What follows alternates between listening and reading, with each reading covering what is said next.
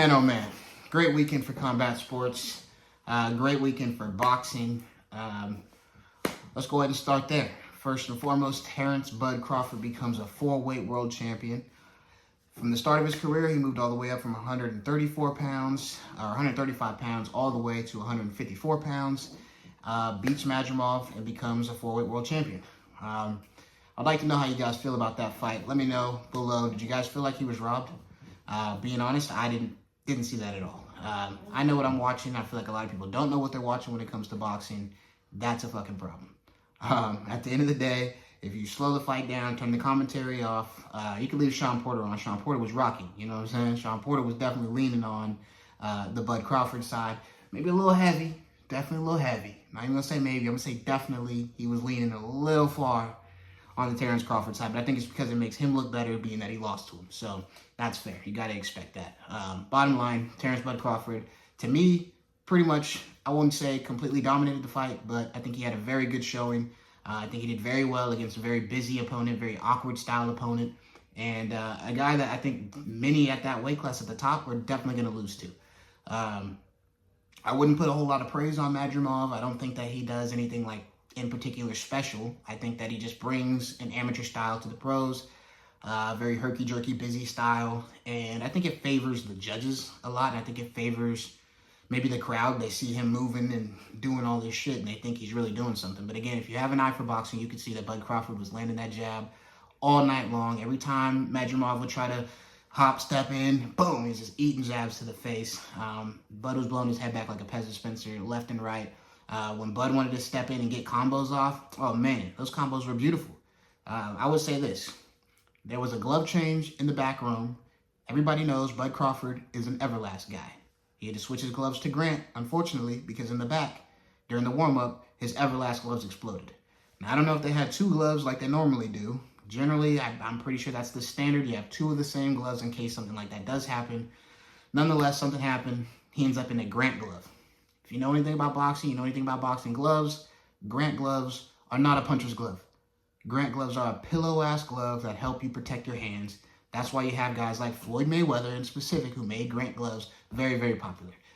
Floyd started to break his hands, needed a glove that was going to protect him, so he went to Grant. I think Grant makes great gloves. They're just not a puncher's glove. If you've ever put your hands in a true Everlast glove, they expand a lot. If you ever see Bud, you can see his hands when he's opening them. You know what I mean? You couldn't see that well with these Grant gloves. Too much pillow on the knuckles. That's not going to benefit Bud's style. I think that the lack of having his natural glove really did play an effect on the thud and the power of his punches in this fight.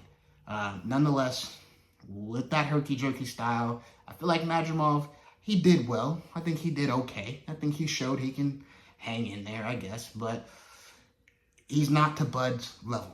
And that's clear. If you know boxing and you watched it, just like everybody, just like Sean Porter said, Tim Bradley, you name it, he won the fight pretty clear. I saw the fight 116-112. Thought Bud Crawford pretty much skated through there, but it wasn't the ending that we were expecting. Right? He talked a lot of shit about putting the guy out there, wanting Canelo Alvarez next, and I don't know if he gets that at this point.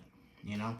I wouldn't say the fight was boring. I thought it was a very technical fight. You know what I mean? If you're into the sweet science, probably wasn't a boring fight to you. I thought he did well, but he did promise, sort of promised the finish there, and we didn't get that. So anticlimactic in that matter, but at the end of the day, I think he put on a great showing, and I don't really think the Canelo fight's on the line now because of that.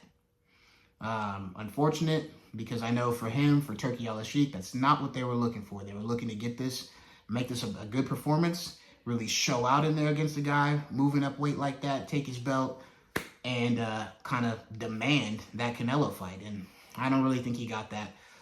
Canelo's already moved on. He's fighting Edgar Berlanga. We'll touch base on that another time. But you can kind of see where Canelo's head is. I think we all know Edgar Berlanga's a great fighter. Got knockout power, like 18 knockouts, something like that. But I don't think he belongs in the same room as Canelo. Let's just be honest. If you think that guy's got more IQ, a better jab, better footwork than Caleb Plant, you're fucking crazy. And that knockout shit, you can bring that shit if you want to Canelo. You can step to him if you want to. I wouldn't say that's a good idea. You know what I mean? He's already proven what that Mexico versus Puerto Rico fight is looking like when they get shit busy in there. So I'm picking Canelo in that fight. And like I said, I'm not sure with that Bud Crawford's going to fit into the picture at this point.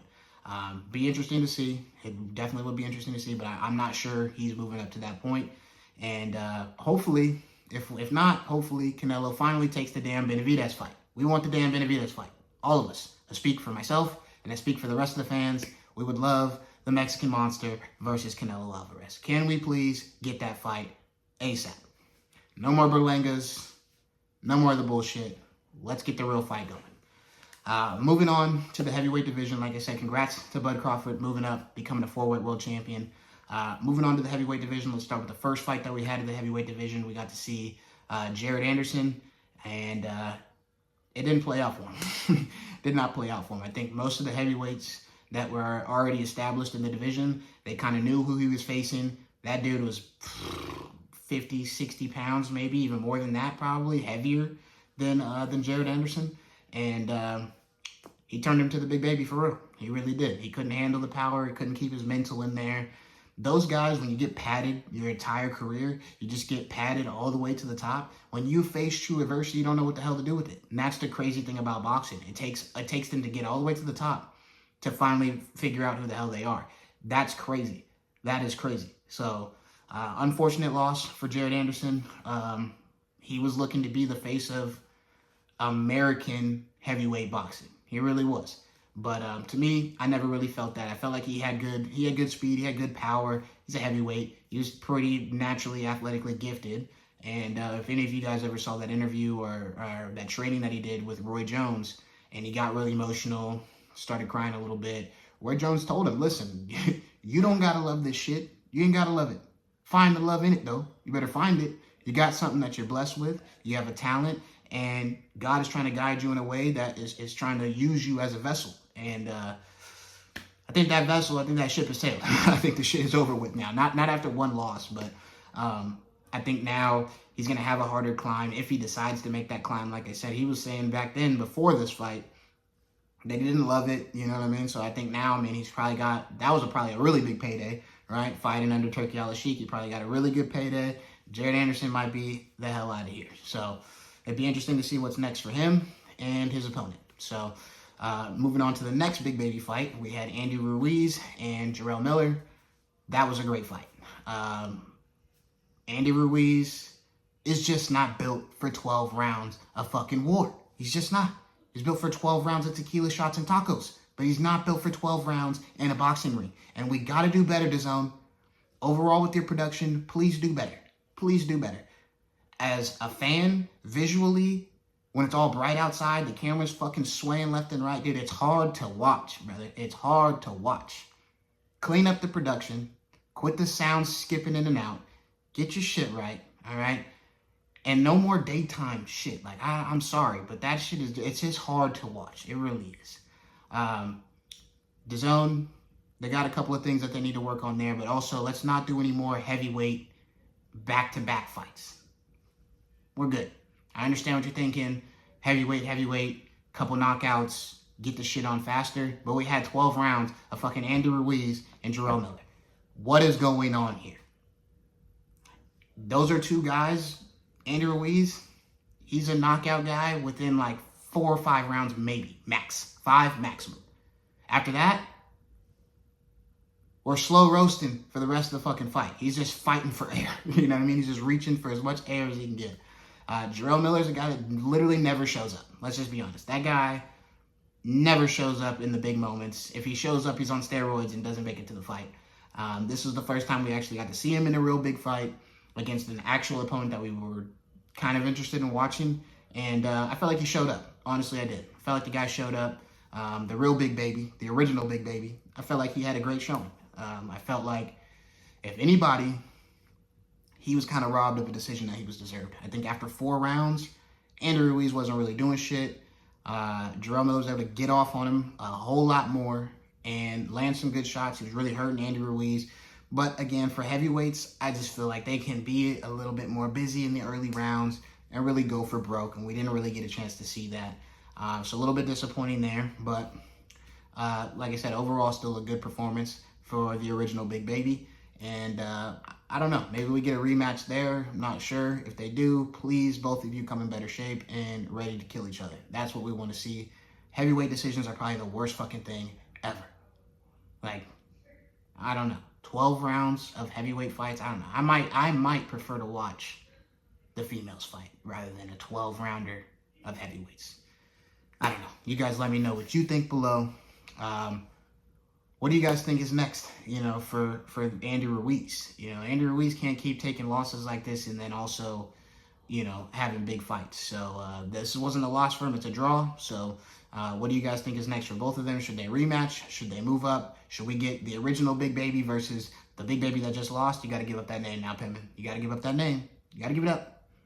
The original one had a better showing you on the same night. You got to give up the name. You got to come up with a new one. Although you were crying and shit with Roy Jones, the baby kind of fits. But we got to give that shit up. The original Big Baby deserves that. And the heavyweight division, it's kind of shaping up a little bit. We're starting to get the guys in there that need to really fight. But I think we still know who's at the top. My fight of the night that really excited me the most, Pitbull Cruz versus Jose Valenzuela. El Rayo. Felt like El Rayo had a fucking great performance. Just a fantastic performance. That is the sweet science of boxing. You got a short, compact little dude like Pitbull Cruz staying in his guard, just, ready to come in and loop these big-ass hooks at you all day. There's not much sweet science in that, right? He's got a small-ass little body. He can stay compact, but there's not much skill there. There's not much movement there. It's just power and grit. You got to give it to him. I'm not saying I'm trying to get hit by the little fucker, but I'm just saying there's not much technical skill there. There's definitely some timing, definitely some strength, but it's not the sweet science. The sweet science is what Jose Valenzuela was able to demonstrate on that Saturday night. Pitbull Cruz, smaller fighter, so it's going to be harder. Like I said, with someone coming at you like that constantly, you're on your back foot, you're having to stay herky-jerky yourself, you're trying to, make sure that you're not getting hit by shit. You got to stay so alert. It drains guys over time. And Jose Valenzuela did a great job of establishing that is not what we're doing here. I'm not afraid of your little ass. I'm not doing that. He used his feet very well. He used his jab very well. He used his uppercuts very well that actually stunned Pitbull Cruz. And that might be the first time we've seen the dude stunned, honestly. I'm not even sure that Tank Davis hurt him. I have to go back and watch that. I'm not really sure. Somebody leave a comment below if he did. But Jose Valenzuela, my goodness, was he landing good shots on Pitbull Cruz, staying so calm in the fire in there. Like I said, on your back foot, dealing with the guy that's doing nothing but throwing crazy power punches at you. I mean, Jesus, man. Beautiful, beautiful, beautiful performance by Jose Valenzuela. I'm excited to see what's next for that guy. We know that Pitbull Cruz was going after the rematch with Tank Davis. Not getting that anymore. Not that he was probably going to get that either way. I think Tank got him out the way and said, fuck that. We're good on that. So he wasn't getting that anyways. Now, maybe El Rayo gets that fight. Who knows? I did see that Ryan Garcia said he enjoyed the performance.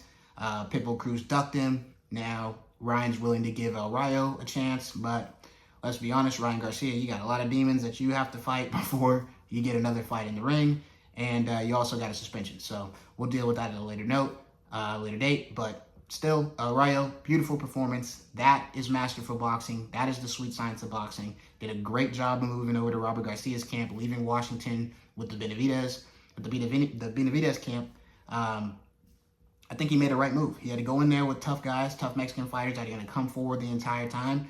And I think Robert Garcia did a great job making sure that his fighter was in tremendous shape. Because Pitbull Cruz will knock your ass out with 1 second left in the 12th round. That's a fact. That dude is ready to go every second of that fight. And Robert Garcia did a great job making sure that his fighter was ready. So congrats to El Rayo, becoming a world champion. Beautiful performance. I'm excited to see what he does next. Hopefully he gets a big fight, be it Ryan Garcia if he takes some time, or he moves up and he gets another fight with like maybe Tank Davis. Maybe we can move up and maybe we can get a Devin Haney fight. I don't know. Doors open for him now. You're a world champion. So congrats to the young champ. Congrats to Terrance Bud Crawford. You guys let me know below what you guys think should be next for everybody. Let me know, do you guys think that Bud Crawford was actually robbed? If you do, wipe your eyes, watch this shit again, turn the commentary off, except for Sean Porter. I'm just kidding. Turn Sean Porter's ass off too. Watch the fight, give your true opinion. Let us know below what you think. Thanks again for tuning in to Feel the Fight, and I'll catch you guys later. guys.